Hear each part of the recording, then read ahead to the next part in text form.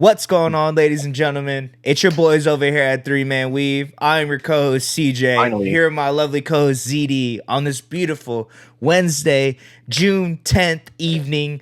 We have a lot on the docket to discuss, ladies and gentlemen. Obviously, the NBA Finals is going on. This Game 4 is tonight, so we'll be recapping games 1 through 3.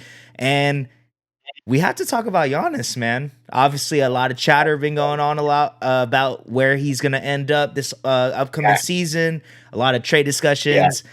And then we got to bring it, the three-man weave special of our NBA playoff teams. It's going to be the first team for everyone that's been waiting for that. But how are you doing tonight, ZD? Obviously, we've been chopping it up for hour and a half, whatever it is. But, it's always good chopping it up with you before we shoot these podcasts. But how are you doing tonight on this beautiful Wednesday evening, Z? Man, I'm good. I know you and we've been a little like quote unquote MIA, but we back, man. We were just talking about just the streaming schedule. We've had like some technical difficulties and all this, but just wanted to take some time. I appreciate you guys if you do listen to these often. I get a lot of messages, like personal ones. Oh, I'm listening to this. Like, my cousin, I see you, bro. Shout out to I you. appreciate you. Yeah. Pops. I know you was listening too, and like some of the homies. So that's really cool. And I appreciate y'all. CJ and I were talking about like the series in general. And I don't think we've given y'all the input yet on the 3 games that have been played so far. Game 4 is actually going on right now. I've had a great day. Whenever the finals are on, it's hard for me to have a bad day. Obviously, you guys know I'm a hoop head at heart. And so I can always hang my head high on three-man weave and basketball in general. Me and CJ pay for league pass, boy. We paying $300 a year for these games, bro. Come on, man. I know y'all see the investment and the time that we spend, but just wanted to take some time to say that I appreciate y'all and thank you for all the love. But yeah, man, I mean, first team all playoff teams. We know people wanted it. The Giannis conversation is different. We just got on the pod and we were talking about it. I was like, we've beat this topic dead, basically. But I'll get through it quickly for y'all because I know we haven't broken down exactly what are the feasible teams that he could go to this offseason. And then, of course, the Knicks and the Spurs, bro. We talked about this, bro, and we said it a couple times, like the Western Conference Finals, the Spurs versus the Thunder, one of the best series I've ever seen in my life. And this one seems like it's another one of the best series I've ever seen in my life. I mean, truth be told, Mike Breen, Richard Jefferson, all those guys have been on the call and they've done an extremely good job. And Richard Jefferson said, the energy feels reminiscent of the Cavs and Warriors saga. And I was like, man, that's a big title to give that type of game. So, I believe that. I feel that energy from people. Obviously, we are Texas, not Texas bred, but we do live in Texas. Me and you are actually both from out of state. Yeah, crazy. We got a lot of Texas people. Yeah, we got a lot of Texas people, obviously, in Texas that are going for the Spurs. Yep. And CJ and I we're the villains, man. I mean, y'all see it back there, man. Like, I'm Lakers all day, and me and you, we love our squads to the death. But bro, I'm doing good, and I appreciate the intro. It's always a blast coming on 3 Men and chopping it up. So I guess I can get into it for the people. You tell them how you're doing, and then I'll get into the Giannis problem. Yeah, bro. Yeah, obviously we chopped it up earlier, so you know how I'm doing. But for the audience, I'm doing good, man. I told Z it sucks, man. It sucks seeing these games and how good this series has been, and just kind of, obviously I'm a Thunder fan. For everyone that doesn't know, elephant in the room type of thing, But like Z said, we live in, Texas. We live in the near San Antonio. So a lot of people are Spurs fans now. And it's, as people that love hoops, as, like Z said, we buy League Pass every year. We spend the money to watch games on a Wednesday night at midnight. We invest so much time into it. So it's a little frustrating, but obviously at the end of the day, I brought it up in a podcast before, and I'll bring it up for the following podcasts in the future. It's incredible seeing everyone, invested into hoops. And at the end of the day, that's why, Z and I wanted to do this podcast to put the game that we love in the spotlight and show everyone that it's what we have going on in the league is exciting. We have young prospects that are going crazy, doing their thing. So it's been incredible, bro. It just sucks. Obviously that it should have been the Thunder, man. But besides that, I'm doing good. just ready to chop it up with you about some hoops as we always do on this podcast, and see what you think about this. Obviously the Giannis situation, but Oh, just the NBA Finals in general. Obviously our teams aren't in it, but yeah, that doesn't take away the great atmosphere and the games that have been played. I, And I think that's what we do a great job of showing the audience and portraying to them in the podcast. So I always appreciate your time, and I love being able to have these conversations with you, because I feel like I can't really have these type of likewise, brother. conversations with a lot of With other other people, people. yeah. Yeah, Yeah, I love you, man. I appreciate you, bro, for sure. love you And too, brother. Yes, sir. yeah, man, I guess we will take it back what was it, a month ago now, around or something like that, a month and a half ago. We Yep. talked about Giannis and Yep. his situation. I did want to ask you, CJ, just put it out there for the people. Do you think he'll get traded or not? I think he's getting traded. Yeah, I agree. yeah. So y'all have that right there. We don't know yet, Yeah, though, we to be don't know. honest, and we Yeah. are ready to put this saga to bed, Mhm. just like the Bucks are.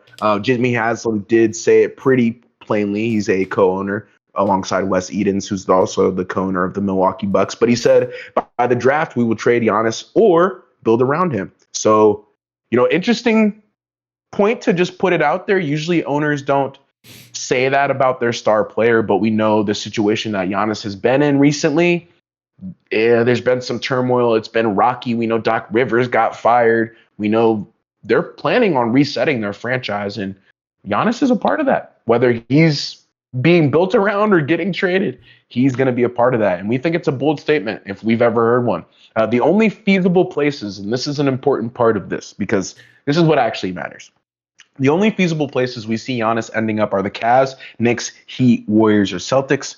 I did want to talk about this for a second. The Cavs, interesting because of the Mobley situation. You guys kind of know they lost 4 games straight to the Knicks, who are they're in the finals. Like, this is a dang good team. Let's not just pass over that. Yeah, you got swept by a pretty good team. Okay. Yeah.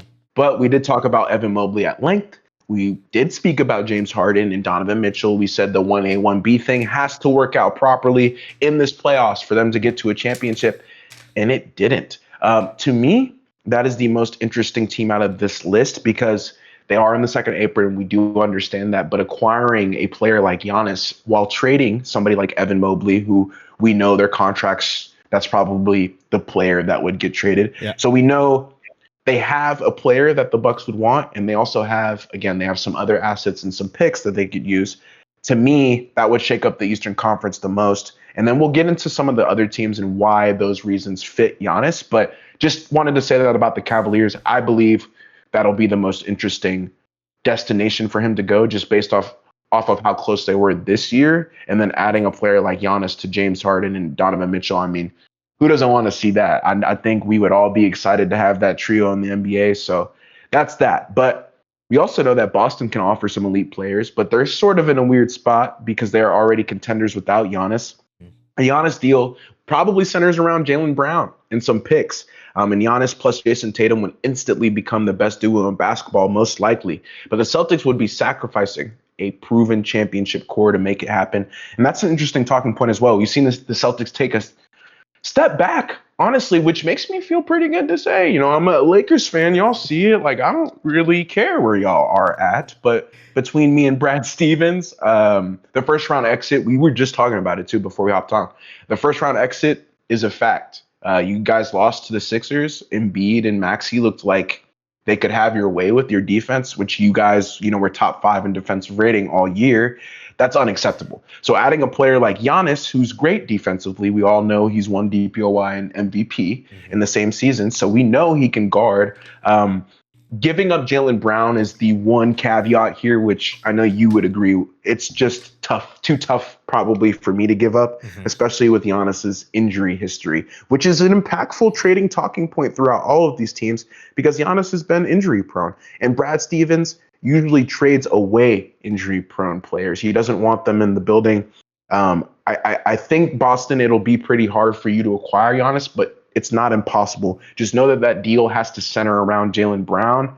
You guys would keep Tatum. Of course, you'd lose some picks, probably 3 or 4 first rounders, which is also a high asking price. What do you think about that, CJ? Him going to the Celtics? Yeah, Is that that's I mean, you mentioned it. Obviously, him going to the Celtics would have Tatum and Giannis being one of the best duos in the league, but giving up Jaylen Brown, I feel like after the season we just saw from him what he was able to do without Tatum, it kind of is it's a little tough for me to, be willing to do that. Obviously, Giannis incredible, but we like you just mentioned a couple seconds ago, the injury history is very worrisome for me personally. So I'm assuming Brad Stevens, that's something that's on the top of his list where yes, Giannis, all the things you add, you also the pros and the cons, that's definitely on the top of the cons list, especially after yeah, what they just dealt with Tatum missing a lot of time. So, but if they did make that happen, it would put them in the conversation. I feel like as they have been since, the Jays have been, you know, the way that they are up to this day. But right now, yeah, yeah, yeah, it's tough though like in because their prime. I think Jaylen Brown proved a lot to us and proved a lot to the front office of the Celtics this past season. So it's gonna be a little tough, but I mean it's Giannis. I mean I feel like I've said that plenty of times on this You think they would podcast. trade Tatum? No, No, right? That's why I no, was like, no, no. So okay, that's yeah. why it's kind of The yeah, the it analyst also agreed with that. They said it's tough to trade Tatum, and I know we've stayed on the Celtics a little too long, but it's tough to trade Tatum because he's so valuable to of Boston. course.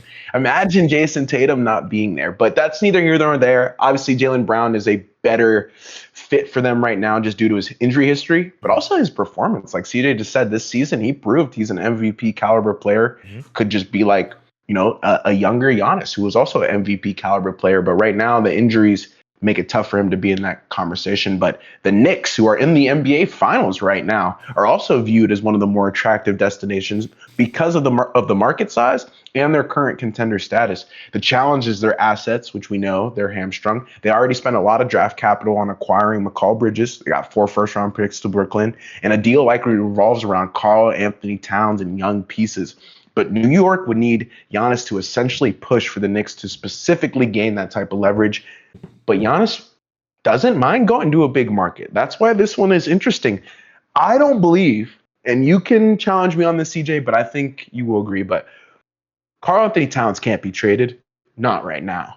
I mean, we've seen his ability against Wembanyama. He hasn't struggled. He wasn't struggling as much as Chet Holmgren was. And, Yeah. between me and you, I love Chet, but to be first team all defense and struggle in that way and then have Karl Anthony Towns, who's nowhere near Near all defender. defensive team, not struggling, it's interesting. And Very. it poses a couple questions with that. But that's neither here nor there. Karl Anthony Towns is a more valuable player than he was a week ago. Mhm. And that's the point that I'm trying to make. I don't know if the Knicks would even move off of Karl Anthony Towns for Giannis anymore. Yeah. And that's the only person who the Bucks would really want. They don't want a 6'1" guard. I love me some Jalen Brunson. I'm sure the entire league would want Jalen Brunson. He's not going to be available. Okay, so we move down the list. OG Anunoby, not going to be available. Nope. Two-way superstar, 6'8" wing, super useful in today's NBA. So we know that's off the table. The only two people are Karl Anthony Towns and McCall Bridges, who could potentially be packaged depending on who the Bucks send back. But in this landscape right now, today, while Game 4 is going on, no, they aren't trading Karl Anthony Towns. They've seen what he can do in a final scenario now.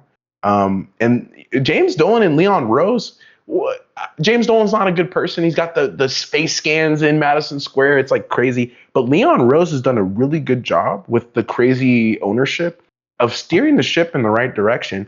And you've got an NBA Finals team on your hands. I don't think they should blow it up at all. So I personally do not like Giannis to the Knicks. Mm-hmm.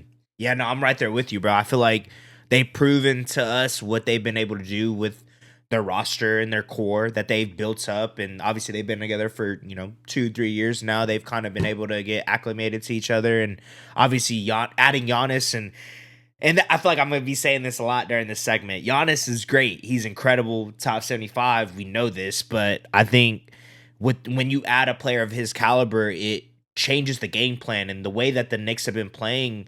It's gotten them to the The ball finals, so dominant. That's a good point. it's kind of hard to want to stray away from their game plan and their strategy No, that that's a they've been good able point. to build throughout, the past couple of years. So I feel you. Giannis would be, on the Knicks. I don't really like that fit because of how well Cat and all the, perimeter defenders, OG, McCall Bridges, all these Josh Hart, you know what I mean? All these players that have been playing incredible. Right. It's hard to really, McBride, yeah. obviously, Shannon. yes, Giannis would be good on the roster, but it's like a lot of the continuity that we like to bring up that we, brought up through the whole year. It's, this is the Nova Knicks, you know what I mean? This is the team that has had a lot of chemistry. They've been through a lot of things together, made it to the Eastern Conference Finals last year.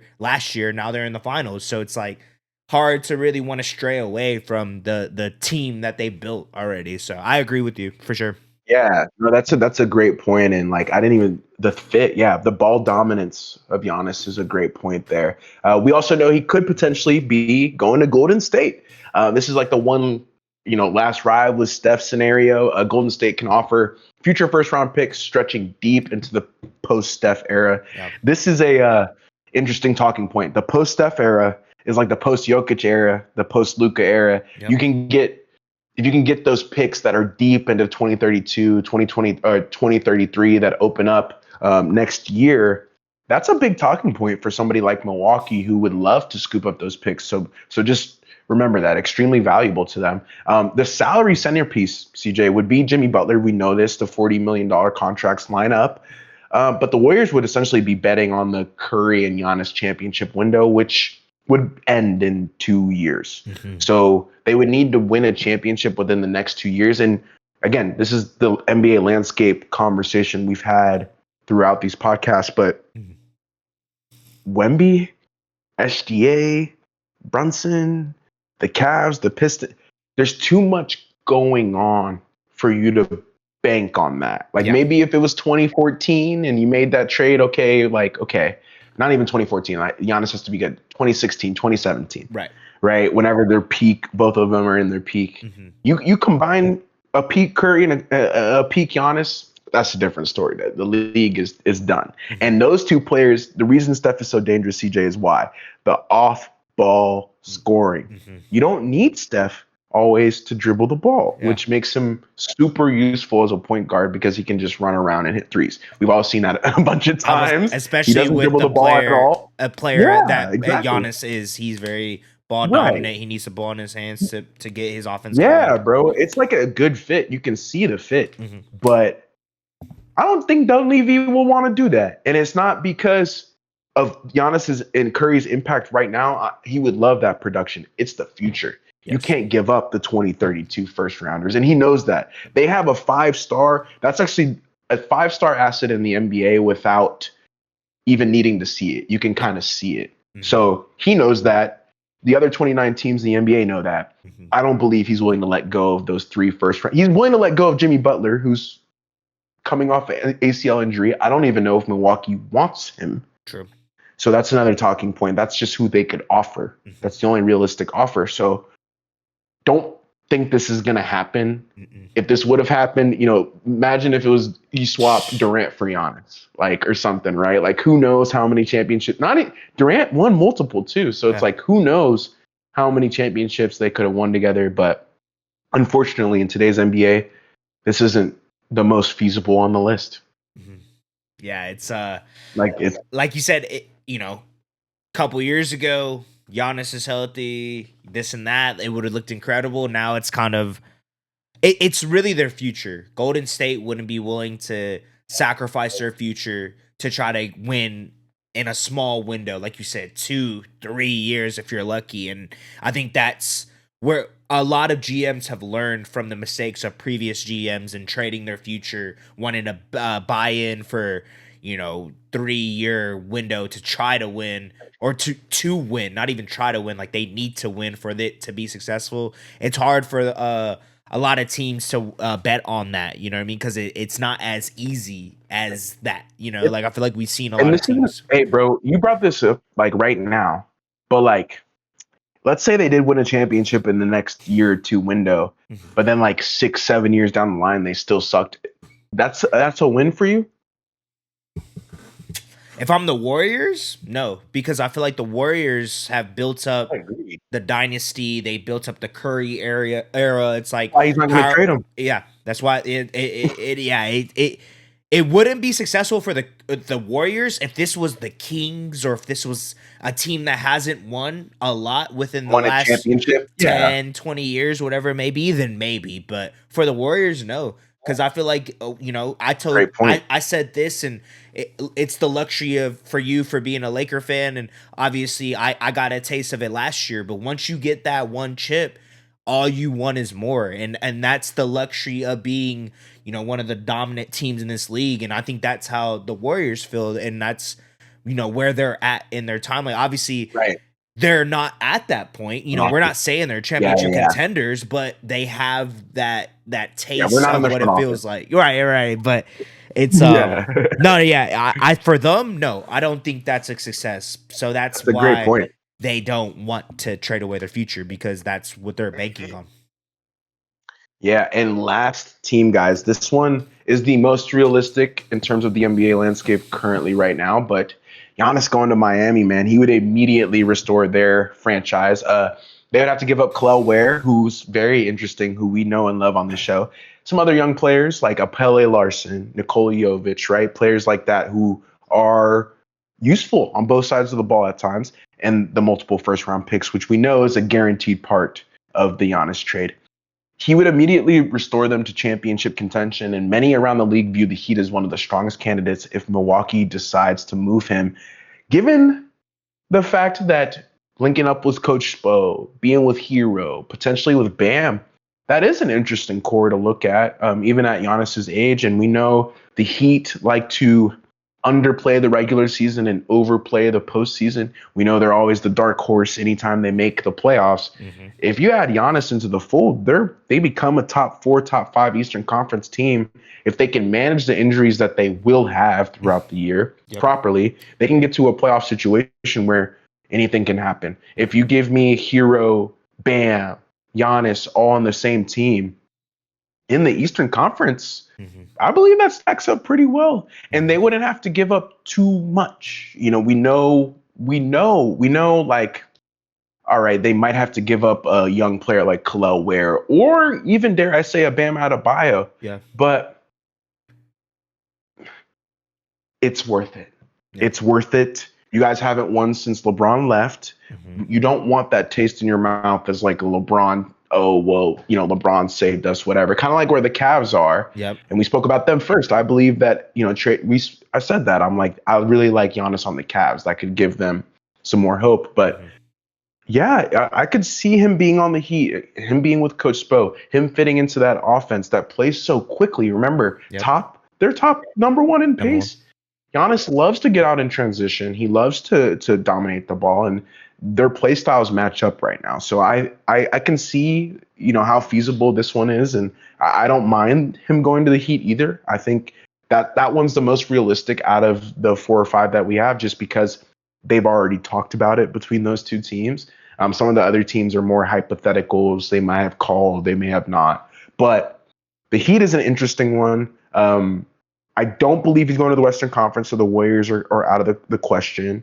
But yeah, the Heat or the Cavs for me are the best teams for him personally, just fit in what they can offer Giannis at this moment. And, moving forward, this situation is just going to have to play itself out. We have the draft coming up. We know that Wes Edens would make a move probably around that time if he were to trade Giannis. And if not, Giannis won't be traded. He'll still be on Milwaukee when we do the offseason file, which means, Milwaukee's building around him. So that's our take on that. Hopefully you guys got some background into the Giannis trade, and we will close the book on that because we will wait a couple weeks. We'll wait the month and a half whenever we do get to Milwaukee in the M section of the offseason files to revisit it, to give y'all a break. But thank you for sticking that out with us because, I'm tired of talking about Giannis. I am like... So last thing on him, he's great. Like CJ said, top 75 of all time. But right now, he's been like a locker room nuisance. He's not showing up. He doesn't play. And I'm sort of like, I don't really like that. I've again, my gripes with Luka will continue, but I'm like, you go for 60 games and then you disappear. Like I would rather you be like somewhere. We'd rather have Giannis going out for at least 2-3 months, giving us a long runway of like, okay, bro, we can see what we have with the pieces on the Bucks. The Bucks couldn't even see what they got because they lost like 16 games in a row because Giannis was hurt all the time last year. So they couldn't even see how their roster, KPJ and Bobby Portis, who both had great years, they couldn't even see how those guys really fit with Giannis. So I believe it's been a disaster the last 2 years in Milwaukee, and that's that, bro. Yeah. Like it's been a disaster there Yeah. since the Dame sign and or wave and whatever, that whole thing. Yeah, I was about to say it's good, for the Bucks and for Giannis being injured all year, for them not even making the playoffs this year. I feel like they've gotten a lot of run on this podcast just because of the type of play. I feel like it goes to show the type of player that Giannis is, the fact that we are even talking about him without him, doing the things that I just said, that he wasn't able to meet this year. But yeah, no, I feel you. I feel like that was a good way to kind of close that book up until the offseason files and honestly up until, something gets shaken up with the league. Because like I mentioned earlier, and you asked me right before we started talking about it, do I think he's getting traded? I do, bro, honestly. And I don't really think, before I remember we were having the conversations, do you think Giannis is getting traded, this and that? I was like, oh, he means a lot to the city, brought the first chip in, 60 years, whatever it was. And I feel like that's kind of out the window now. It kind of sucks the way that is, but, he didn't really play this year. He was injured, for half the season, it felt like, and just didn't really didn't really turn into anything this season. So I feel like I mentioned it before, but sports are very fickle. It's what have you done for me recently? And for Giannis and the Bucks, like he hasn't really done much for them, sadly, as of late. Obviously, we know he brought the chip, a couple years ago, this and that, but since then, they haven't even really been competitive. So yeah, it sucks, but kind of close that book, like you said. It's a good way to do that, and we'll get to the Giannis talks whenever we get a trade, or honestly up until the offseason files where we get some Milwaukee. But man, Z, I think this is a perfect transition into this NBA Finals that's been going on, brother. We haven't talked about it since it started, but Knicks versus Spurs, 2026 NBA Got Finals. It on right now. Yeah, Spurs are up 30-17, which is they have not lost a first quarter since the Thunder series started. Crazy.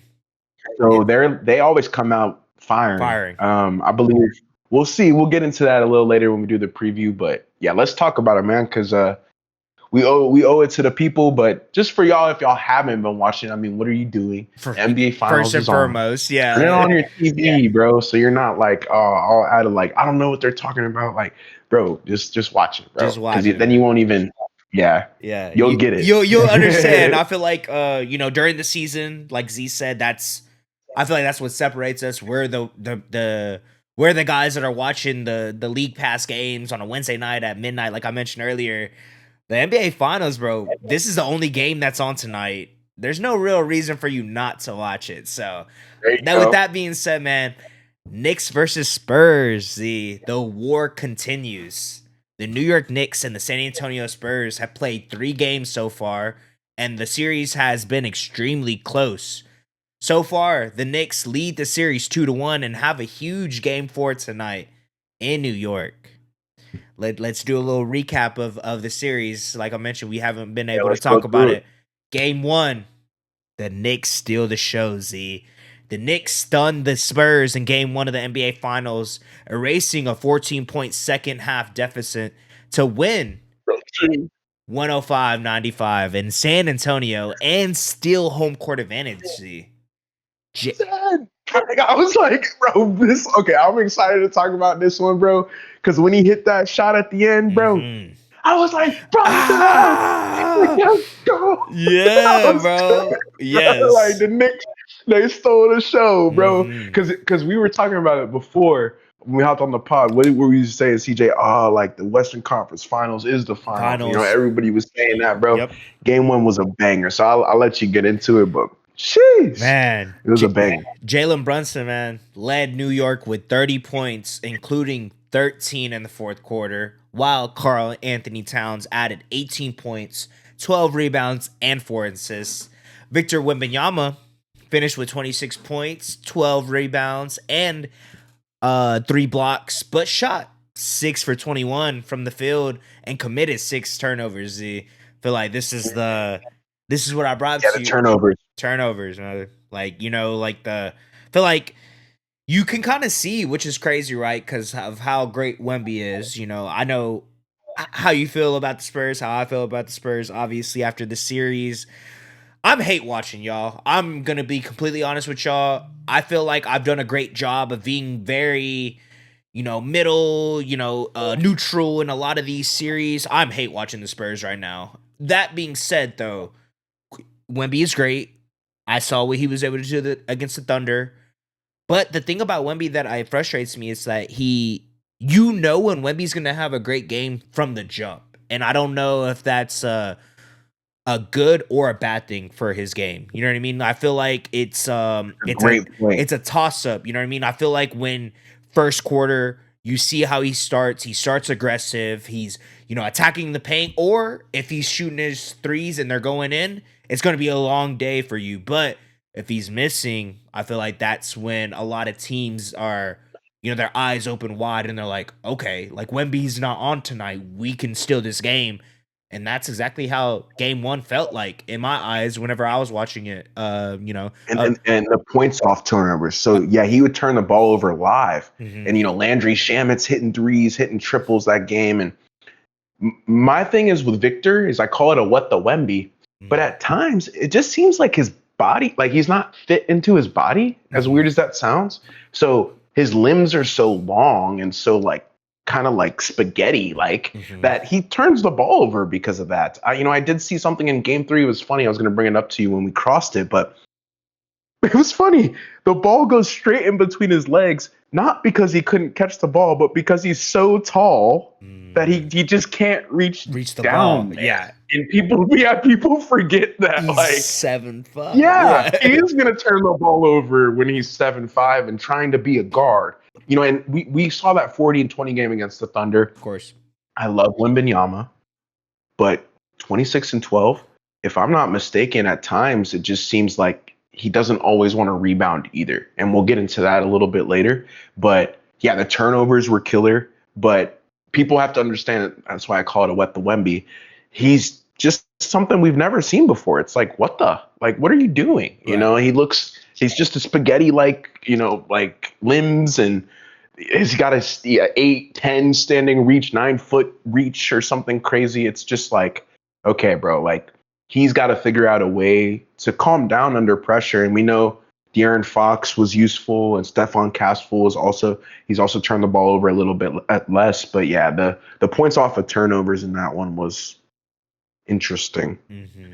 Yeah, bro. He was over dribbling. Yeah, very. And Julian Champagny chipped in 16 points and 10 rebounds, but the Spurs got very little from De'Aaron Fox, who only shot 3 for 13. The turning point, came in the fourth quarter when New York played turnover-free basketball while San Antonio committed 5 turnovers and shot just 28.6 from the field, which is ridiculous. It's abysmal. Yeah, that is unacceptable, especially in the NBA Finals. I was going to ask you, tired legs from Game 7, right? For sure. Yeah. I don't played a lot of games. Obviously, that Western Conference Finals. I mean, we saw it. I mean, we haven't really even talked about it, but we saw what that meant to Wemby, what that meant to the Spurs. He was crying like he won the championship. It meant a lot to them, and I feel like he adjusted to it. Obviously, we'll talk about these first 2 games, but he talked about that in game 2 post game interview going into game 3. Obviously, spoiler if you didn't know, they were down 0-2. He talked about that. You know what I mean? He talked about how his emotions got the most of him in that series, and he needs to be able to bring himself back and kind of bring himself back to the situation that he's in right now, and that's being in the NBA Finals. going against the New York Knicks, who have been dominant all year. So, yeah, I agree. Game 7, tired legs. Obviously, they put out they're all into that game 7 to get to this point. So, yeah, I agree. But they're home. They're young. There's a lot of things, but yes, I agree. Game 7 for sure, because that would have. I mean, the Knicks have been well rested for shit, damn near a month, right? That's what it was, like 2-3 weeks, whatever it was. So, Yeah, they've been resting for like two they've been weeks. chilling. They've been waiting for the Western Conference Finals to get wrapped up. But yeah, man, it's the Knicks though. They closed the game on an 11-0 run and held the Spurs to just 95 points after San Antonio led by 14 midway through the third quarter.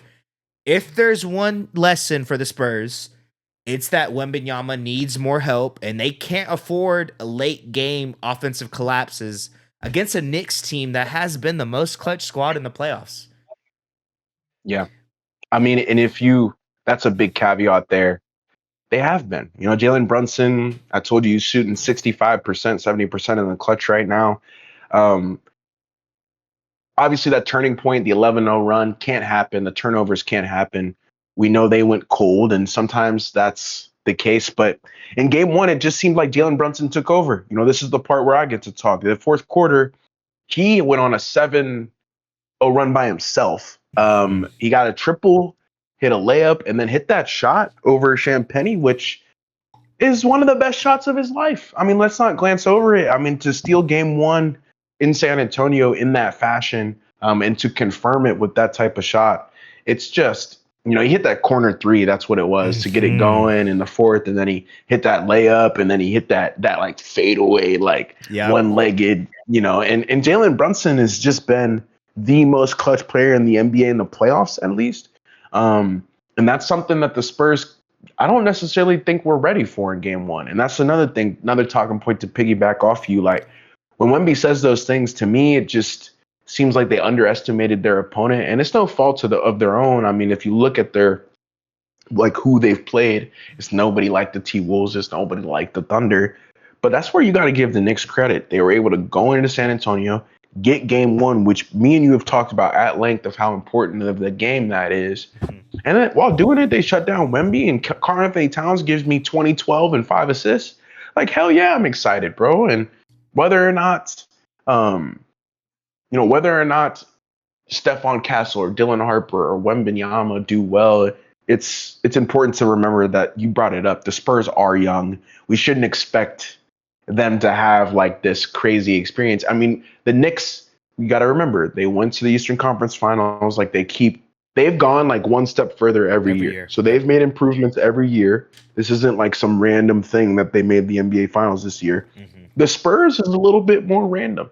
So if you're a Spurs fan, you have to kind of remember that most likely your team wouldn't be here if the Thunder were healthy, kind of the random part of it. So, yeah, you do have to do some growing while the game is going on. But, yeah, a 10-point win, stealing the game is a big deal, especially in game 1 in those spots. And the Knicks are just a really, really good team, man. And the Spurs figured that out in game 1, and I believe Mitch Johnson was able to, do a little bit better in game 2, and we'll talk about that too. But yeah, man, the Knicks won again, or in game 2. The Knicks escaped San Antonio with a 105-104 win in game 2, taking a commanding 2-0 series lead and extending their playoff streak to 13 games, which at the time was the best one in the NBA. Going back to our point, since they did lose game 3, it's over now, but they were on a 13-game winning streak after this game, in the playoffs, which we can't overwrite. Clearly, the Knicks are supposed to be in the NBA Finals, and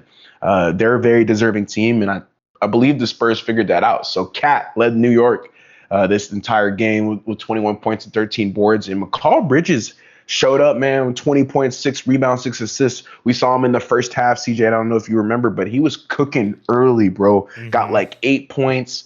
And we talked about this. McCall Bridges could potentially be a Hall of Famer. We know he has the games played record currently active in the NBA. But also on top of that, he's consistently done this in big moments. We know his first finals appearance wasn't great. He said he remembers vividly losing 4 straight.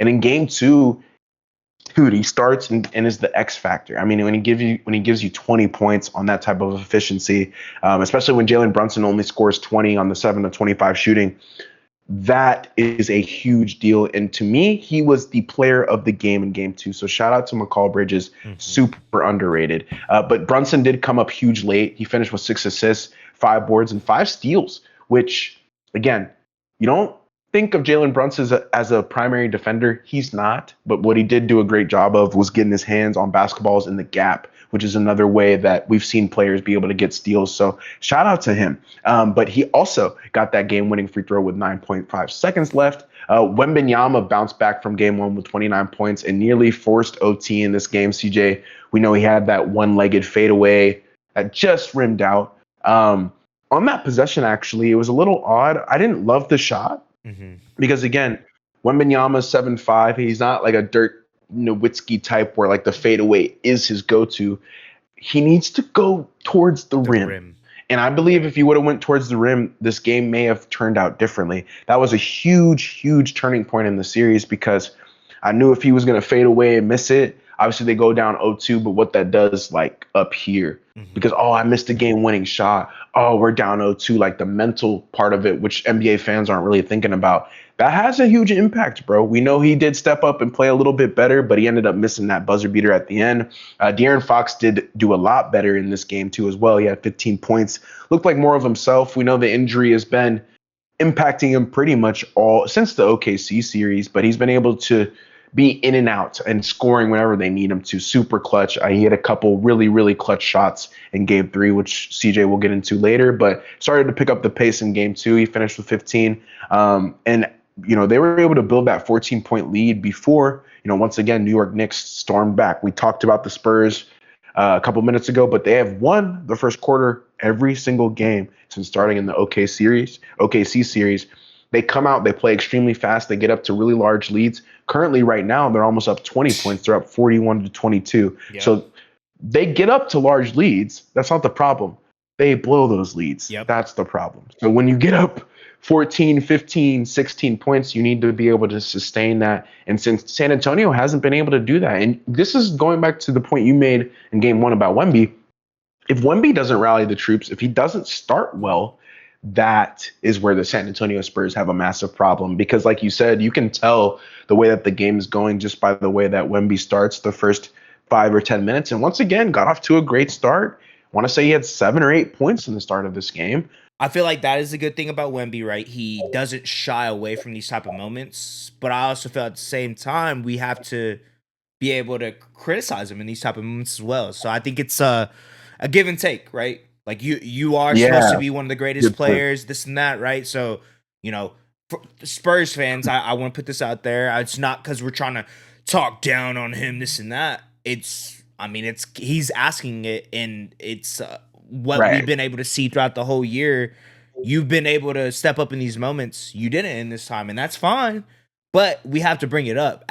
We got to do the due diligence because if it was Luka, if it was Shea, people would be bringing it up in our ear the whole time. And granted, yes, they're been in the league longer, this and that.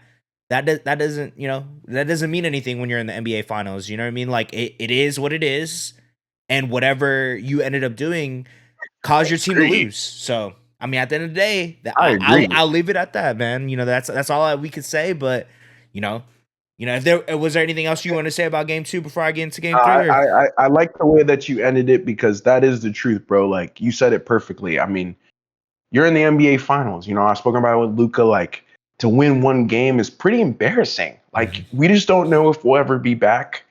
Heard Coach Pop was on the plane for this one before game 3 and said a lot of words. I think he was along the lines of, you can piss this opportunity away and never get it again. Yeah. And nobody would feel bad for you. Going back to what CJ's saying, I mean, you went to the finals within the last 10 years. Like we were talking about if there's any more dynasties, yada, yada, yada. We're done having that conversation, bro. Because there's really not. Like, it's not like next year, I believe the Thunder will be, but like, it's not like they will be. It's not like the Spurs will be. Right. The Lakers, for all we know, may not have Luka. I don't know. Yeah. But like, to call something a dynasty, it takes a lot more work and effort and people being healthier than what's going on right now in the landscape. So I'll leave it at that. I like the way that you ended it. Yes, sir. But going off of that, man, game 3, the Spurs survived going down 3-0. The Spurs, man, Yep. we just talked about it. We talked about Wemby's mishap. A lot of the getting out rebounded, not being aggressive on the glass. Kind of going cold at certain points of the game. They start off really well. Usually, a first quarter, that obviously gets cut down the closer you get towards the end of the game, and that's where the Knicks end up beating a lot of teams because they play good defense, they play aggressive. They're never giving up, and I think that's why they are where they are. But the Spurs got back into the series with a 115-111 win in Game 3, cutting New York's finals lead to 2-1. Victor Wembanyama led the way with 34 points, 14 rebounds, and 5 blocks, delivering his best game of the series on the road. Like you just mentioned, there has not been a finals game in New York since '99. Since we've been able to actually watch and Alive, to watch the game and be able to understand it. It's the first time, so it says a lot. It's Madison Square Garden. We talk about it. That's the most hostile environment. A lot of people like to shine in the moment at MSG. Wemby didn't President Trump in the house. President Trump, Right. Derek Jeter sitting courtside, like everyone, bro. All the stars were out, so it was a big moment. It was bigger than low key. It was bigger than basketball, for being honest. Like it was a lot of stuff going on. A lot of rich, wealthy people in that building. So, yeah, man. Stephon Castle though continued his strong finals play with 23 points, 5 rebounds, and 5 assists, while De'Aaron Fox added 19 points and 8 assists, man. There it is. That was the X factor for them this game. De'Aaron Fox was able to get to his spots, get to the jump shot, and I feel like that's where he's been able to be that veteran, that lead guard for them. Obviously, Stephon Castle, Dylan Harper have been incredible young elite guards in this league, but De'Aaron Fox has been able to slow it down whenever the offense is able to get it going. You can kind of rely on him for majority up to this point. He's been a little inconsistent, but that whenever he gets his shot going, whenever he's able to get to his spots onto the court, it's hard to stop the Spurs. And he was able to get it going in Game 3 against the Knicks in New York. But Jalen Brunson, man, he finished with 31 points though. Let's not take that away from him, and 7 assists for New York. But the Knicks struggled to contain San Antonio's offense late. The Spurs shot over 50% from the field and won the rebounding battle, which Z and I were just talking about. Generating extra possessions throughout the entire night. After dropping 2 heartbreakers at home, San Antonio finally closed out a tight game and shifted some momentum back in its favor. The Knicks still lead the series, though. Let's not forget about that.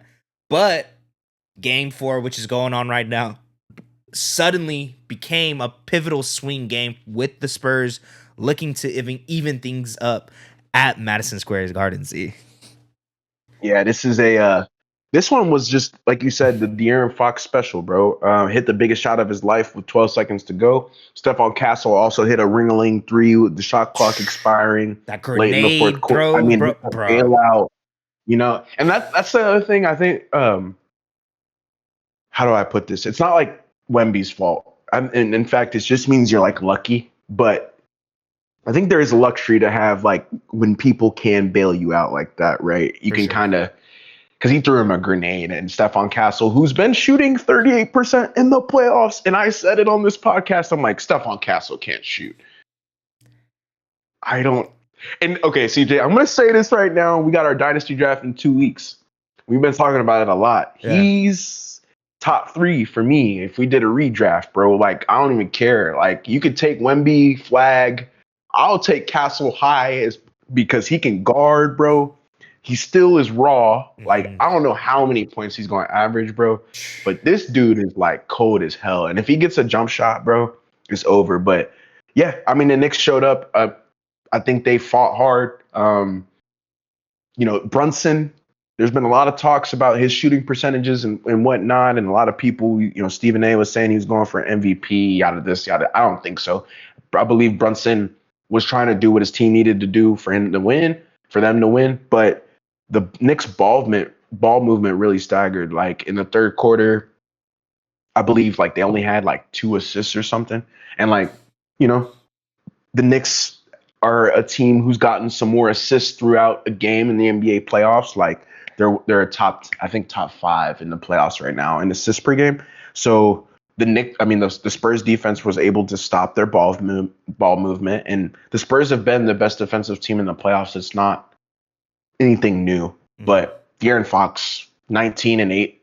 I mean, Wemby, 34 points. He hit that like and 1 3 that didn't count, but I believe that was like a really good momentum play because it just gave him that confidence. Like, bro, I'm in the zone. Like, I'm cooking. Yep. Like, I'm hitting my threes. And I was telling you that if Wemby's hitting, it was like the OKC game 1, if he's hitting threes and grabbing almost 15, 20 rebounds, nobody should win, right? Whenever you got the 40 and 20 or somebody 7-5 hitting threes. But I believe Cat's got to be more involved, man.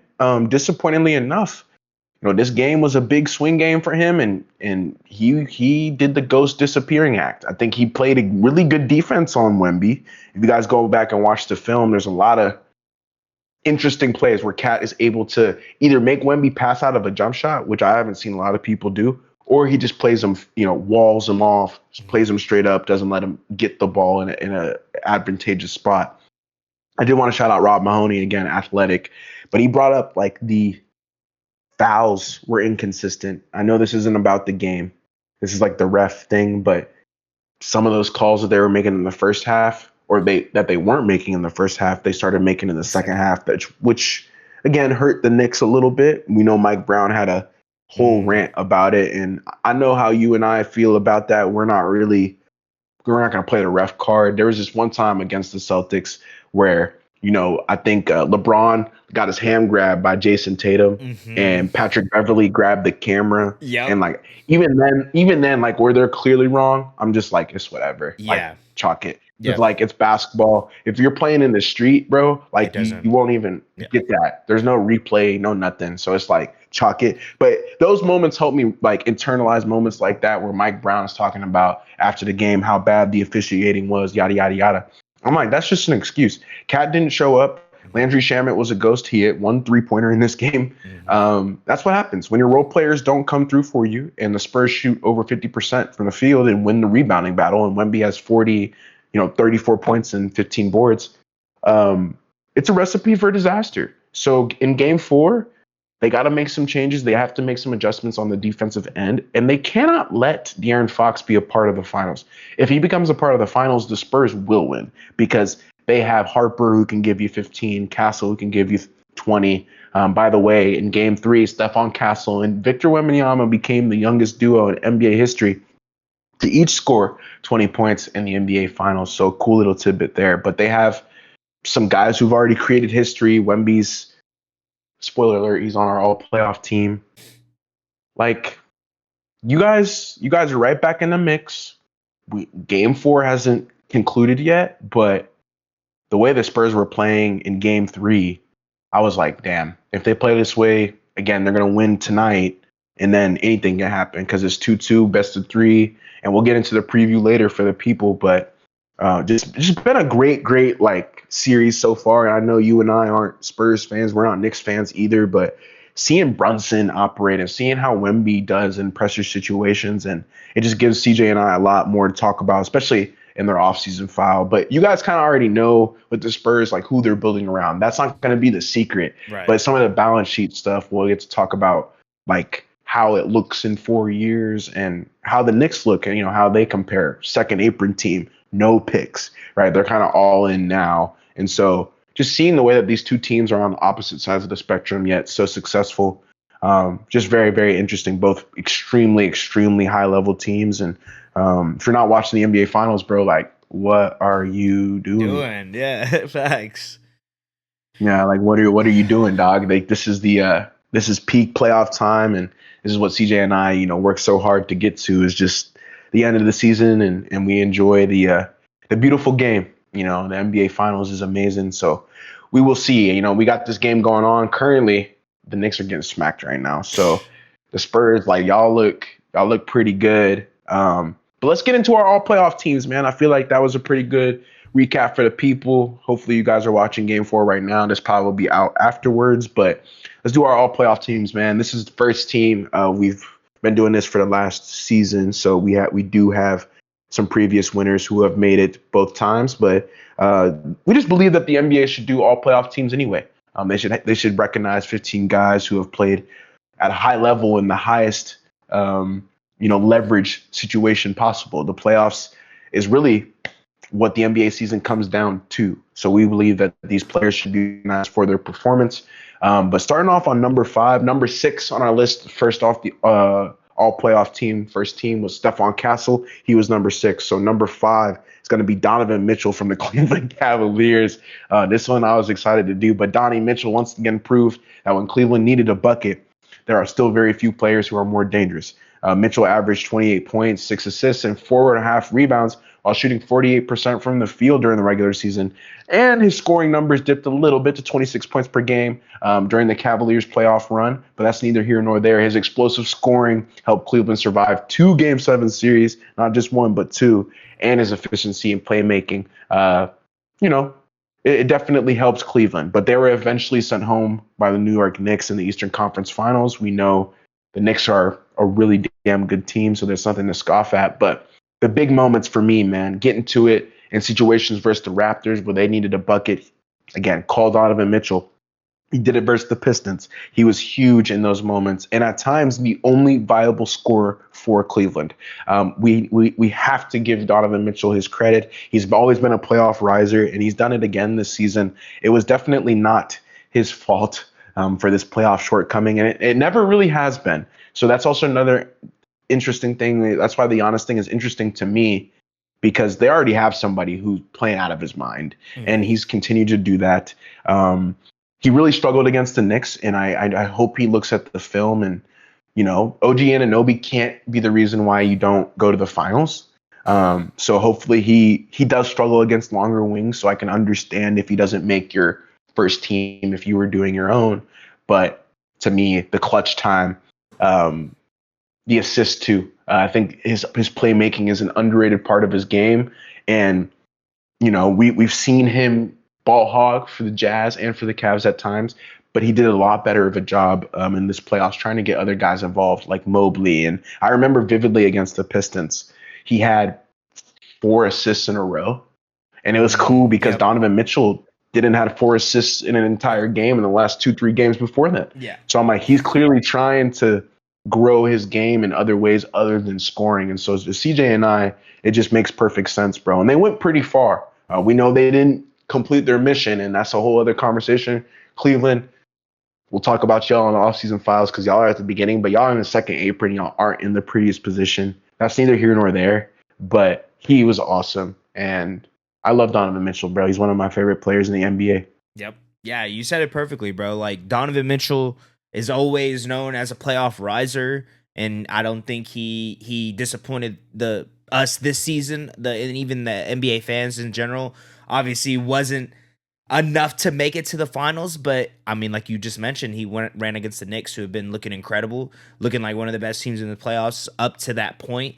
And it wasn't because of Donovan Mitchell why the Cleveland Cavaliers weren't able to make it to that point. You know what I mean? Without him, they wouldn't even be in that situation. So shout out to Donovan Mitchell, brother. Like you said, his playmaking started to get it a lot, develop it a lot better deeper into the playoffs, which is it's a nice thing to see, because I feel like that is the thing with Donovan Mitchell. When earlier on in his career, he was just kind of, like you said, like a ball hog in a sense, just ball dominant, just looking to score, not really looking for everyone else. Score. But like you mentioned, I remember that sequence vividly too, because it was to the bigs. It was to Jared Allen, Evan Mobley. It was trying to get them involved, and I feel like that. I remember it. Yeah, because I was like, wow, yeah, like his passing is a lot better than people think. So I'm glad you remember that too. You're making me look smart. I Yeah. appreciate No, yeah, that. I definitely remember that because I was thinking the same thing because I'm like, wait, Donovan Mitchell has like 4 assists. This man Donovan Mitchell's been averaging like 2 assists this whole playoffs or Two something. assists, bro. So Yeah. whatever it was, but yeah, perfect first spot for us on this all playoffs first team. The next person on our spot with the number 4 spot on this team, we have the one and only Cade Cunningham, man. Detroit Hmm. basketball. Basketball. Um, Yeah. Cade Cunningham, man, didn't just improve this season. He helped turn Detroit from a young rebuilding team into a legitimate Eastern Conference threat. Cade elevated his scoring to 28.1 points per game in the playoffs while adding 7.5 assists and 5.1 rebounds.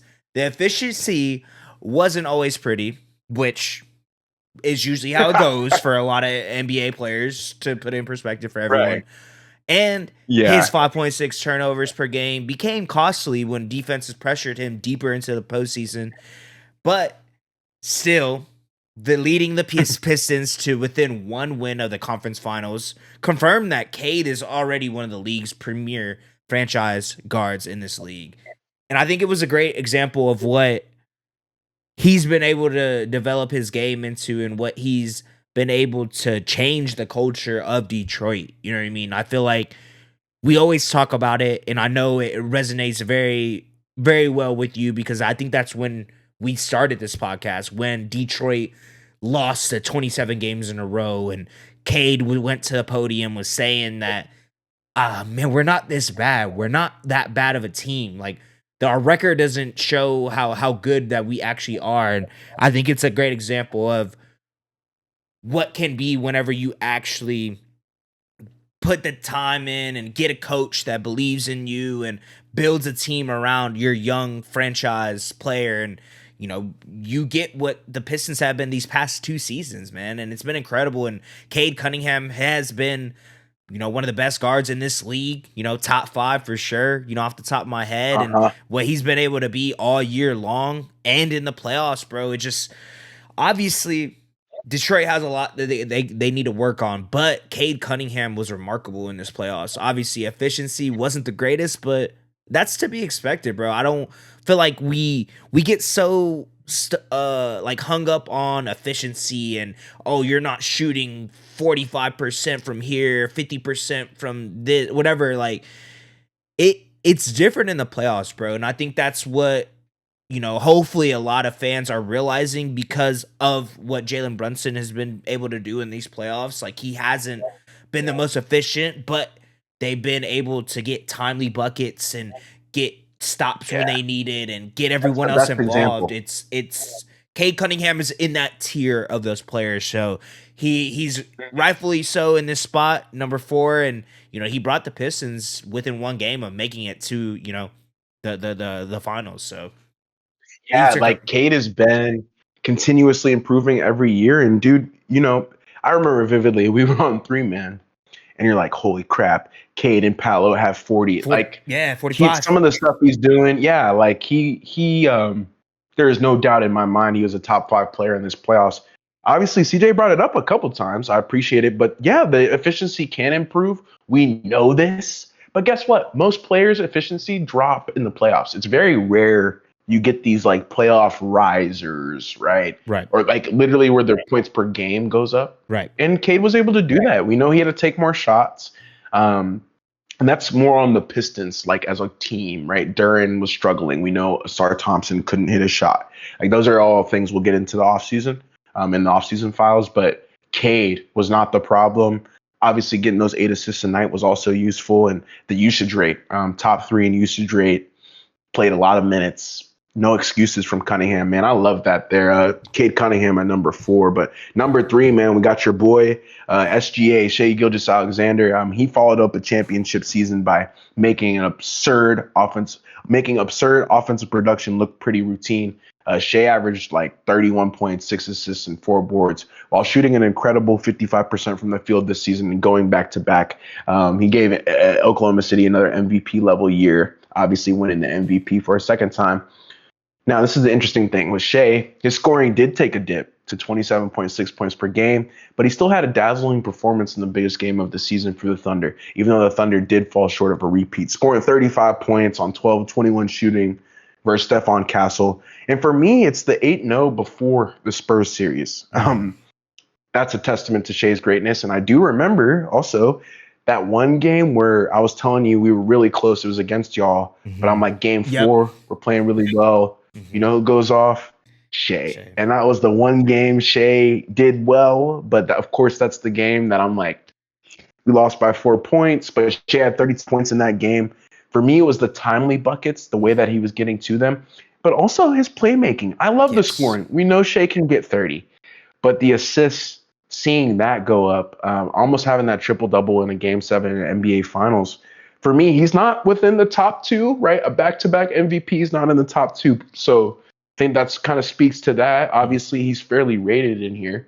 But yeah, outside of the struggle bus with the Spurs for 2 or 3 games, he was brilliant. You know, even more brilliant than, you know, no offense, but Jaylen Brown, Paolo Banchero, like, and a lot of people were hating on Shea. You know, they were saying like, oh, well, Shea, you know, his percentage has dipped and whatever, kind of to your point. But that was for 3 games of the playoffs, young sir. They were 8-0. He was getting to 30 against my team, got to 30 against the Spurs as well. But yeah, just a super dangerous player. And I believe he's even more dangerous when he has J-Dub or AJ Mitchell, because the defense, you know, the defense didn't struggle to key in on him. Let's just say that. So shout out to Shea, man. I believe he's top 3. He was top 3 still in this playoffs for me personally, just because of the way that he was scoring and also his playmaking. I don't believe when you score 27 points, that's already so much that scoring 32, that difference, that 5-point difference, isn't going to kill us too much. It's really like, can you give me more assists? Can you grab boards? Can you get some steals? I want to see more of that from Luka, but it's neither here nor there. Hopefully he should be on this damn list. God damn it. You said it perfect. Made one. You said what? Braun made one. Braun, Braun was to say Braun was on the squad. Yeah, he was on an all playoff team. But yeah, you said it perfect, bro. Like, obviously the struggles, and, you know, granted, I just mentioned it about, you know, Cade and even Donovan Mitchell. You know, these great players are going to struggle in the playoffs. And I think that's, for a player to not struggle in the playoffs and shoot better than what they did in the regular season in the playoffs, says more about the player than about how, like, the actual ability of the player. You know what I mean? Because if you're the number 1 option, like a Shea, a Cade, or a Donovan Mitchell, everyone's going to key in onto you. They're going to play pretty much, you know, defense on you right when you touch the ball, and it's hard. Boxing one, Like, I was trying to think of what it's called. Boxing one, and it's hard for someone to get their rhythm going. But like you mentioned, the thing that was very impressive for me, and it's been something with Shea that, you know, I feel like he can improve on his game throughout the years, and I saw it this playoffs, was the passing ability. You know what I mean? I feel like the way that y'all played us, you know, kind of blitzing us right when we get past half court, doubling this and that, it helped Shea like navigate the offense to where he didn't need to score 32 points per game to win a playoff series. He needed to tell you something. What's up, bro? The caveat on that. So it's funny you bring that up.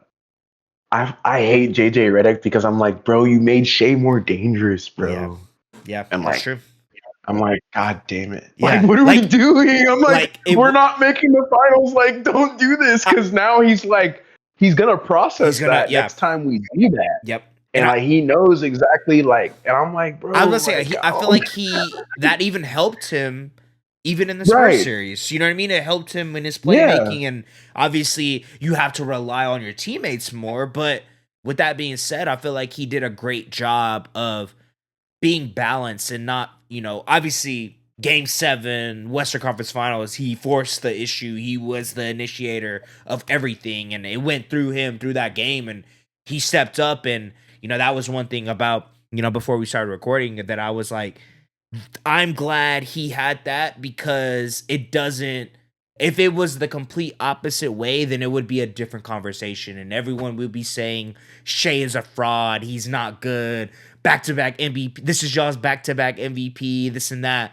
But yeah, we can't take anything away from him and what he was able to do. Obviously, didn't numbers wise Right. didn't have a crazy jump, but was 8-0 first two playoff Yeah, I series was gonna. in the playoffs, and then He's obviously went against the dazzling, Spurs, who took us seven. And I think it's there's a lot of things, but his ability to play make was what I was very impressed at, and even just how teams were playing him defensively, how he still was able to impact the game. And I think that goes a long I way, agree, especially with where he's at in his career, where he was essentially on top of the NBA world. So everyone's watching him, bro. everyone's gonna defend Yeah, him, and he was still able to show up night in and night out, regardless yeah, of this stat. You know, thank you, bro. Like the game seven, I think for me was kind of like Shea figuring it all out. So I that's kind of the taste that I have in my mouth. Whether or not you agree is up to y'all, and y'all are more than welcome to send us your list. I'd love to see it. right? Yeah, man. You want to get into the number two spot of our all playoff team, man? Yeah, We yeah. have Tell the people, man, we have because yeah, I someone feel that's like people playing. know. We have someone that's been going Yeah. crazy, man. He deserves a spot, and it's the one and only Jalen Brunson, man. Jalen Oh Brunson man. continues to prove that being the biggest or most athletic guard means nothing when you own every important moment, Z. Mm-hmm. Brunson averaged 26 points and 6.8 assists during the regular season, then produced 27 points and 6.2 assists per game while leading the New York Knicks through the playoffs and on a 13-game win streak. He has punished defenses with his patience and late game shot making, establishing himself as the unquestioned heartbeat of a Knicks team that reached the NBA Finals, man. Brunson may not overwhelm opponents physically, but his leadership and ability to deliver under pressure are exactly why he belongs this high on the list. Z. Yeah, if there is so all playoff team. Jalen Brunson's making that 9 times out of 10. So I'm thankful he is. I'm glad he is who he says he is, bro. A lot of people, and I know you don't want to, like, you've gone through that whole story, the Mavericks thing, whatever, and like they didn't sign him. Okay, cool, Mm-hmm. whatever. That's not a massive, I understand. But for what he's been able to do for New York in that time between that free agency debacle and him playing with NY, getting them to the NBA Finals, it's a perfect coalition of everything that Jalen Brunson is made up of. One of the hardest nosed guys you'll find, Villanova cat, um, just destroys you with his willpower and his confidence. And he never looks afraid of the moment. To your point, he owns every single moment. I said it already, shooting above 60% in clutch time moments, 5 within 5. And at his height, bro, that's another thing. Like, it'd be one thing for him to be 6'6" like Shea or 6'4", whatever. Mm-hmm. He's like 6'1", bro, 6'2" on a good day. Mm-hmm. And he's getting to the chicken. He's giving you 30. He's doing it on okay efficiency, not right now, but up until this point. Just, okay, the Spurs have an historically all-time great defense. Nobody's going to shoot good against them. Nope. Caveat. But up until this point was shooting great. And again, his increase in the points per game category jumps in the playoffs. So you got to give credit to that as well. But yeah, Brunson's been, to me, bro, he's been my favorite player to watch this playoffs, probably. Mm-hmm. Yeah, me too. I think it's like you said. It's I feel like we've both been Jalen Brunson believer prior to last season. You know what I mean? Like Dallas Mavericks time when he first went to the Knicks, I always thought he was going to be a good player, but seeing what he's been able to turn into, bro, has been incredible. And the fact that short king standing up, you know what I mean? He it doesn't matter about the height or how athletic you are, and I think those type of players, it just resonates with a lot of people just because it shows that just because there's a 7'5" guy on the other side of the ball doesn't mean that you still can't be competing and winning games against him, So it's always cool seeing the David versus Goliath type of matchups in the NBA, and that's what we've been able to watch this finals. So it's been incredible. 100%. Well, you guys know this is the number one player in the NBA playoffs this season over here at Three Man Weave, and you guys have waited 2.5 episodes for this. But y'all know who it is, man. It's none other than Victor Wembanyama from France. Victor Wembanyama has officially reached the point where his dominance can no longer be described as just potential. Wemby averaged 25 points, 11.5 boards, and 3.1 blocks while shooting 51% from the floor, anchoring San Antonio on both ends despite playing fewer than 30 minutes per game this regular season. He carried that impact into the playoffs, CJ, scoring 24 points, grabbing 10 boards, and averaging 3.5 blocks. He helped lead the Spurs all the way to the NBA Finals. It dropped 40 points, had 20 boards versus OKC. And he's already controlling games defensively just by himself. We remember this. This is why Wemby's so cool. He's struggling to shoot. We were on the live. It's first Minnesota. He has 12 blocks. And I told you, I'm like, he can score no points. All he has to do is grab rebounds and block shots, and he's a winning player. Mm-hmm. Victor Wembanyama is nothing like anything CJ and I have ever seen. And, I'm sure he'll make number one again in the future of this podcast, so don't be surprised to see him here. He'll continually make these lists. But this is his first time in the NBA playoffs, first time in the NBA Finals. Wemby's a winner, man, and he wants to win. He wants the moment. CJ and I we're not going to knock on him. He's been absolutely brilliant and resilient, bro. The blood clot keeps a lot of people away from basketball. We've seen Chris Bosh and LaMarcus Aldridge and guys retire from that. But Wemby's decided to thug it out, and I got to give him a lot of credit, bro. I just remember that Minnesota game vividly. He didn't play well at all, but having a playoff record in blocks, it speaks to like the type of player the type of impact he can still make without scoring the ball. So whenever he does score 40 points, that's a whole other conversation. So he's done that. He's scored 30 multiple times in this year's playoffs, scored 40 once, had that 40 and 20 game. Youngest player alongside with Stephon Castle to score 25, 30 plus in a NBA Finals game.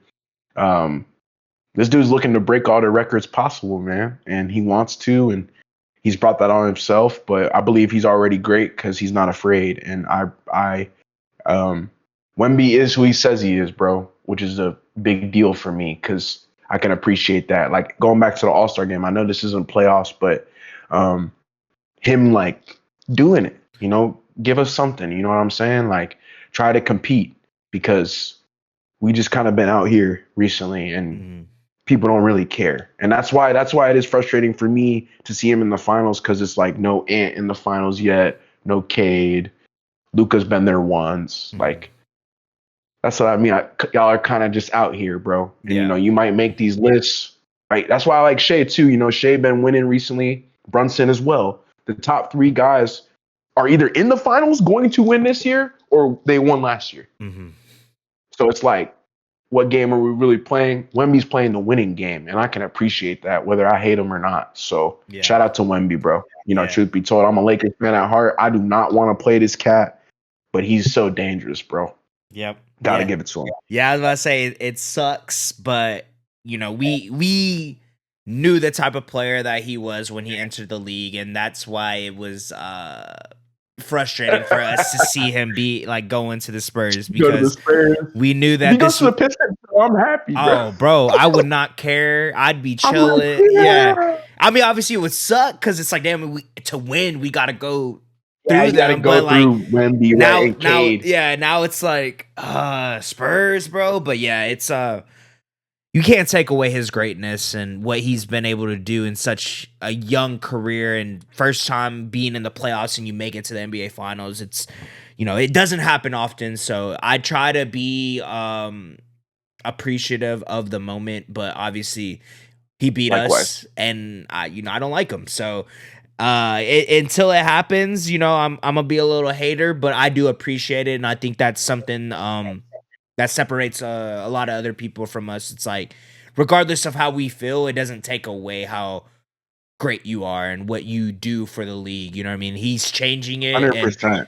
it's gonna be one of those things where No, people are gonna 100%. have to figure out how are we gonna stop Deal this with kid. it. You know, so You're gonna have to deal with it. And he's been, again, off the court, he's an amazing guy. Like that's all we've heard, and like I'm sure he's an awesome guy. And I saw that he was like walking around barefoot in like the New York hotel. Like he's just a weird dude, mhm. and in a good way. He's just himself. And CJ and I appreciate like if you are who you say you are, bro. So keep doing your thing, and if you win, more props to you for real, bro. Because then I'm gonna have to do some soul searching. Because yeah, I want to win so bad, and like we won in 2020, so it hasn't been like super long. It's not like I'm fiending, Right. but yeah, I want to win, bro. And so anything to do that. Yep. So I'll leave it off on that. I think Wemby's the same way, like anything to win. Yeah.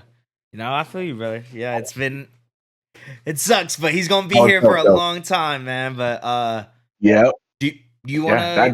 wanna do this preview for the game, or yeah? For the sake, we can get into it for the people. I'll read it off to them, but just wanted to conclude that is the all playoff teams for us. Obviously, we would like to see this implemented. I don't know if Definitely. Adam Silver will do it, but hopefully one day. But Hopefully. we got game 4 of the NBA Finals, man, and this is the biggest game, obviously, of the year. But for both of these teams, one it would flip if the Knicks won, it would go 3-1. If the Spurs win, it'll be 2-2, which is a whole different ball game. But let's get into some of the storylines for this one, man. The Spurs and Knicks face off tonight in Game 4 of the NBA Finals, with the New York Knicks holding a 2-1 series lead and only 7 total points separating the teams through the first 3 games. That's pretty crazy too. I mean, both of these games have been, I think all 3 of them have been within 5-10 points. So the game 1 was a 10-point win for the Knicks. So outside of that, that's the biggest win out of any team, out of both teams that they've had it so far in the series. So only 7 points that separates the two of them. It shows you how close these two teams are really at heart. But San Antonio obviously won game 3, 115-111 behind Wemby's, 30 points, 8 boards, 6 assists, 3 blocks. We spoke about it earlier, while also outscoring New York 21-7 off of the turnovers, which we brought up too, the points off the turnovers. I brought it up to CJ. It wasn't just that the Spurs turned the ball over. It was the fact that the Knicks were able to capitalize off of that. Those live ball turnovers are killer. It looks, I don't know the score anymore because I've been watching kind of as we've been going through this, but it looks like the Spurs are taking care of that. And so props Exactly. to them, not turning the ball over, making shots. Yep. That's an important way to get this win for game 4. But a Knicks win would give them a commanding 3-1 lead, obviously, like I said earlier, and then the Spurs victory would turn this series into a best of 3. And, before we were going into this assumption and this, preview, kind of like making our predictions, I was going to pick the Spurs because they're desperate. Again, you can't go down 3-1, and Wemby's figured out something, I believe. And so now it's Mike Brown's turn and his coaching staff to show their little Joker card, because game 1 and 2, it was kind of like New York had their Joker card out. They were like, okay, we're here, whatever. Spurs were like, oh shit. Mhm. These last 2 games though, Mitch Johnson's done a great job of buckling down on the adjustments, getting Stephon Castle more involved, and allowing Dylan Harper and De'Aaron Fox to control the game with their aggressiveness and their athleticism. I was going to take the Spurs. I don't want to take the Spurs because they're up 30. So I'll just be neutral on this one now. But unbelievable if the Spurs are able to win. And it just gives us a whole new series, man. Like I don't know if we said it to y'all and the viewers, but if there is a game 7, we'll go live for that. But CJ and I are trying to figure out the schedule for a while. It's tough trying to find people to help us. It's tough doing it on our own, but neither here nor there. We're trying to go live, bro. So we want to watch these games with you guys, or have y'all come on to YouTube. At least you can stop by and say what's up. But yeah, man, I was gonna rock out with the Spurs, but now I'm kind of just gonna watch with you and chill and talk and just let it be, because Yeah. I was like a lot more stressed than I need to be for this type of game. It seems they're like down 30 or something, so I'm like, whatever. Yeah. I guess the Knicks showed. Yeah, it's I'm not gonna lie, I was kind of leaning more the Knicks. I felt like they would bounce back. second game at home. Lost your first game against your little brother essentially, but obviously they didn't show up. We still have a second half to see, but they're down 27. I think this is the largest lead for a road team in a NBA Finals history. They made 14 Yep. threes in the first half, so they're shooting lights out. 54%. Them and the Mavericks. Remember what Luka did to the Suns? Oh my gosh, Yes. excuse me, but Yeah, it's like that. Yeah, just embarrassing. You're down 30 in the first half of and yeah, so it's not looking good, but yeah, I mean, for a fan, I'm chilling. This is kind of what you wanted to see. A team, best team in the West, right? Loses both of his home game, first two home games. Best team in the East loses both of his home games. So no one or now the Spurs, if they end up winning this, will have home court. But if they lose, it won't matter. So hopefully we'll see, man. Hopefully this goes 7. Honestly, as a basketball fan, that's what I want to see. As like a hate watching, of course, I want to see the Spurs lose. But 2 years in a row, 14 finals games. That's crazy. Crazy, but and the math on that doesn't happen often. Just letting you guys know that got to appreciate it while it's happening, because the math. I'm a math guy, and I'm like 2 years in a row where you get 7 games. Like I don't know. That doesn't happen. So yeah, enjoy it while you have it, bro. So yeah, like CJ said, it's the Knicks. I would have liked to see them win this game, because I think out of all the teams in the NBA, we're not just talking about our teams now, but they are one of the teams where like winning a finals would mean so much to them. The Wizards, the Jazz, like teams like that would never won. The Hornets, right? Those teams, when they lift a trophy one day, you're gonna see like grown men crying, bro. Not just the players, but like 60-year-olds, like in the front office, crying, because it's been that long, and for the Knicks, it has been that long. So the relief, I'm excited to see that, but they still got to win 2 more games, bro. And so far, the Spurs have made it tough, and they've made it tough for everyone. But CJ, do you have anything else to add for the people? You just gave them like hour 30, hour 45 minutes, full straight through. You got anything else to add for the guys, man? For the ladies? Just what we've been saying all year, bro. Just keep watching hoops.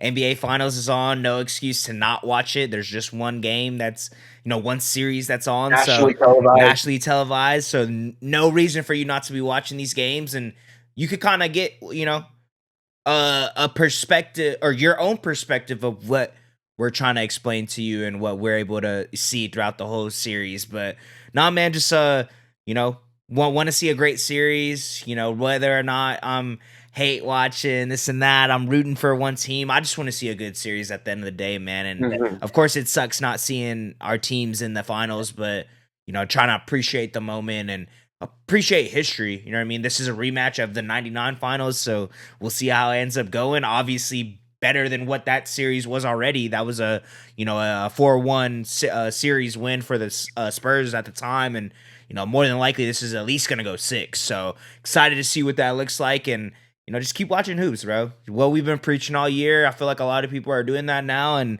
it's what we're trying to accomplish with this podcast. So I feel like whether or not we were a part to do with that or not, it's dope seeing that, and being able to see everyone appreciate the game that we love. So super dope. Yeah, bro. I love that. And just keep watching hoops, to CJ's point. Trying to grow the game with 3 man. So hopefully this gave y'all some more basketball knowledge. But yeah, you said it perfectly. Get your own perspective, your own opinion on the Knicks and the Spurs. And as we continue into the offseason, man, we'll still be posting and giving y'all content. So I mean, it is what it is. Y'all got us year round. If you don't like it, I'm sorry. We still gonna be here, man. So we appreciate y'all if y'all rocking with us, man. And yeah, that's gonna be it for me. I guess don't forget to leave a like, comment, subscribe. We appreciate each and every one of you. Like I said in the beginning of the video, and I'm thanking you guys now. But that's gonna do it for the boys over here at 3 Man Weave. And we'll see you guys later, man. Peace. 3 Man, 3 Man, 3 Man, 3 Man.